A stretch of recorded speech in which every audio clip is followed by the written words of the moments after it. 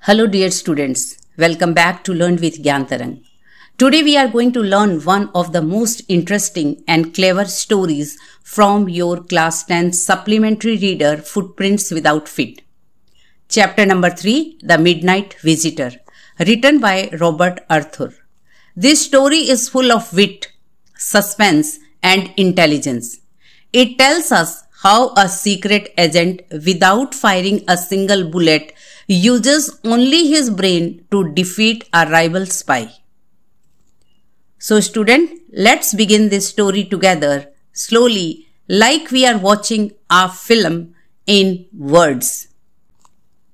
Let me first introduce you to the characters of the story. First one is Osable.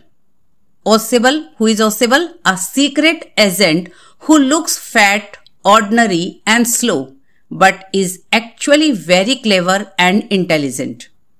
Number 2, Fowler, a young romantic writer who wants to meet a spy and experience some adventure.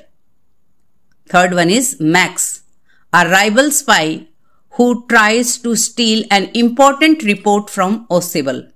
Fourth one is Henry, a waiter at the hotel who unknowingly becomes part of Osable's clever plan. Now that you know the characters, you will enjoy the story even more. Let's start the journey of the midnight visitor.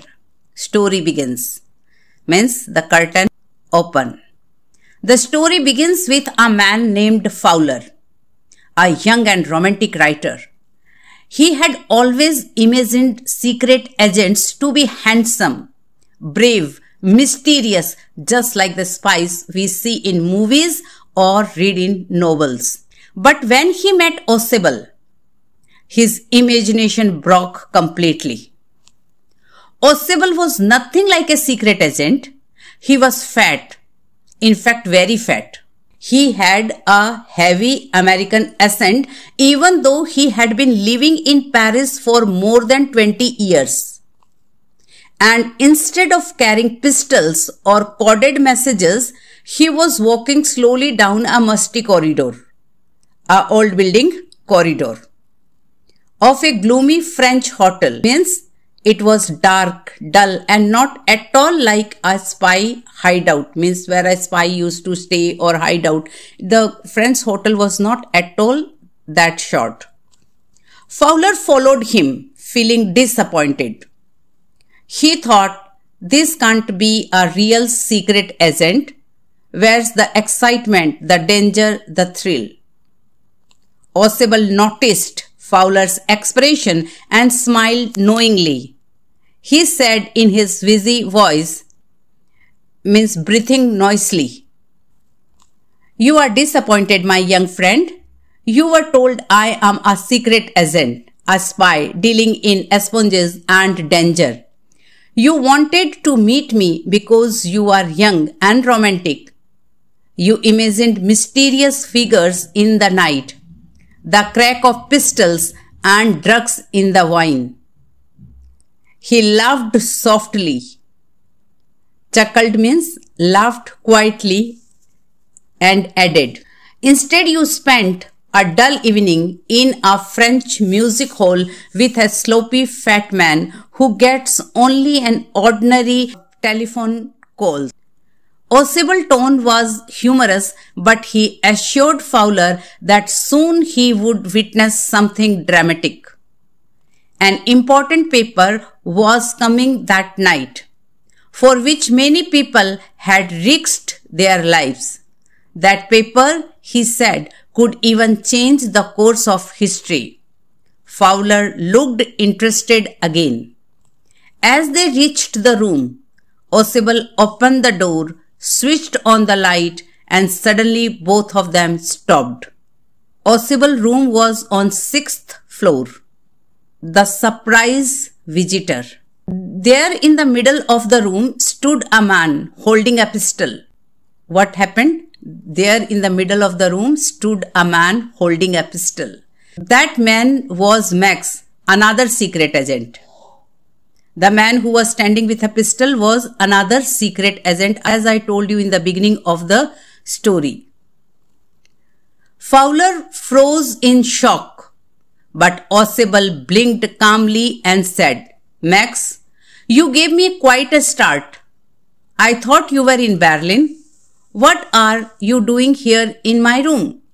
Max smiled coldly and said, The report about new missiles.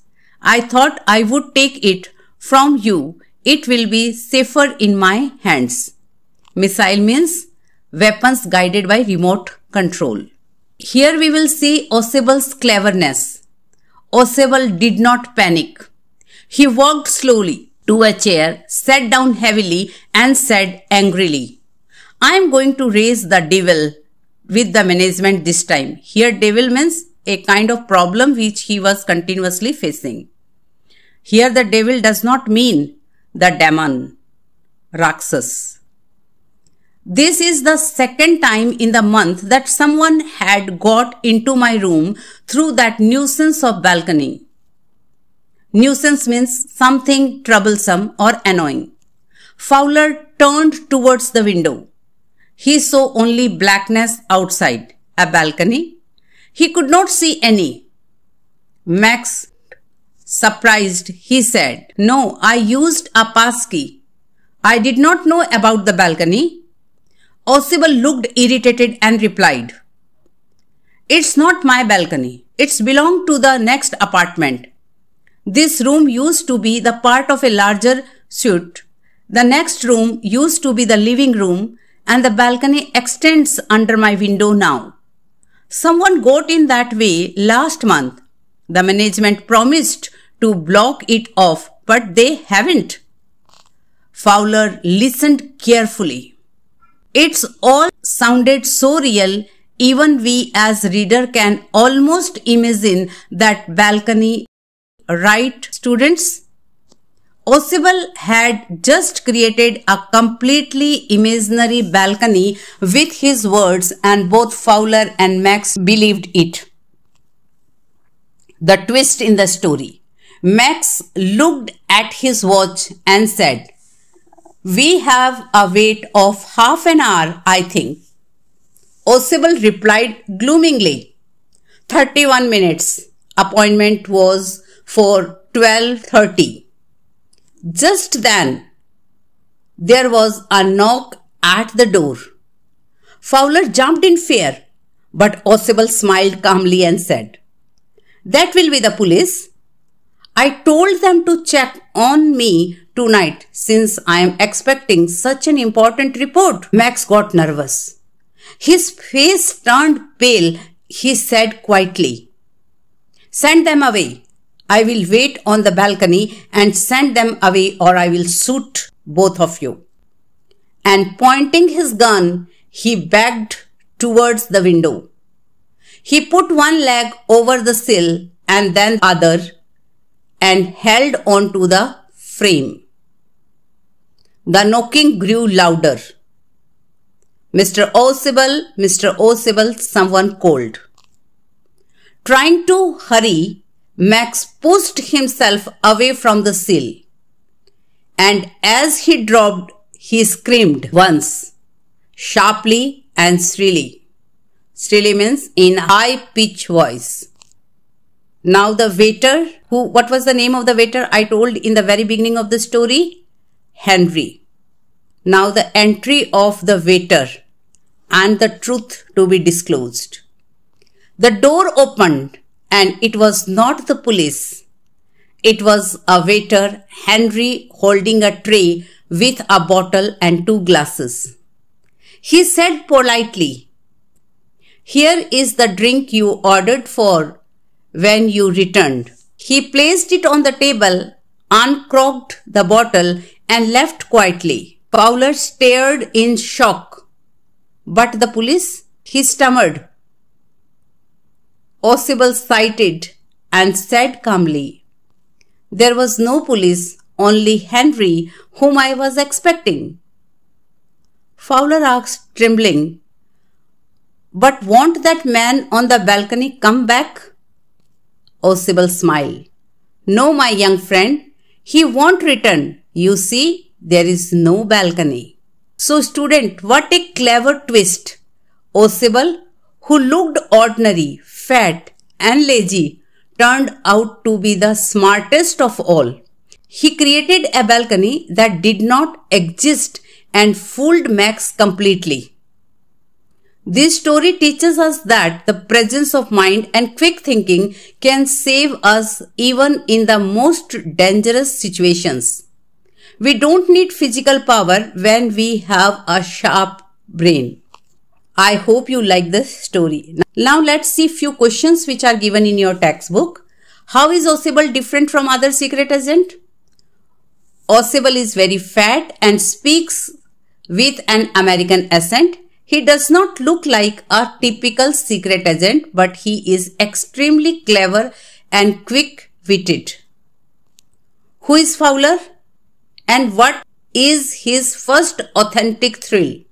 Fowler is a young romantic writer who wanted to experience adventure. His first thrill came when he saw Max holding a pistol in Osable's room. How does Osable make Max believe that there is a balcony? He gives a detailed and convincing description of an adjoining balcony which sounds so real that Max completely believes it. When did Osable think of his plan? He made up the plan instantly when he saw Max. He used the waiter's knock to make his story believable and trap Max. Moral of the story: presence of mind is more powerful than physical strength. Stay calm and think wisely. Even danger can become your opportunity. So my dear students, that was The Midnight Visitor. Line by line, in the simplest and the most memorable way. Now I want you to close your eyes and recall the corridor, the fat spy, the gun, the knock, the imaginary balcony. If you can remember this sequence, the chapter will stay in your mind forever. If you like the explanation, don't forget to like, share and subscribe to Learn with Gyantarang. See you soon with the next story from your Footprints Without Feet. Till then, stay smart, stay thoughtful and keep learning. Thank you and have a nice day.